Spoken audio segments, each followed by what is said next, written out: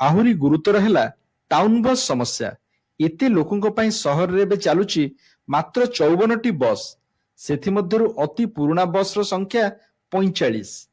कला धुआं रे आपण अस्तव्यस्त हुंतु अथवा केउटी खुंच लगी लुगापटा चिरी जाऊ, टाउन बस रे नगले उपाय बा कोन?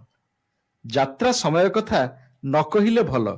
पछरे आउ गोटे बस न लागिबा पर्यंत आपणक बस टी आग स्टपेज जाए जाई परिबनी। बसी बसी आपण खाली घर घर शब्द को सुनी पारंती। माने मन इच्छा बस टाउन बस वाला जोटी पाउछन सेठी पके दउछन, कहले भी सुन ना देखि आम मैंने बहुत हैरान है कि जीवा आसा करने को हमको पड़ुछे।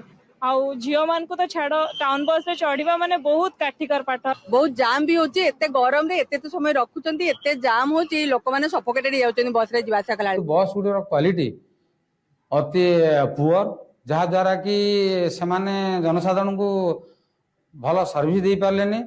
द्वितीय कथा आम से चेष्टा कल तुम नुआ बस पका, नुआ बस पकेलेनी, सर्विस लोक जनसाधारण इच्छा अनुसार दे पारलेनी।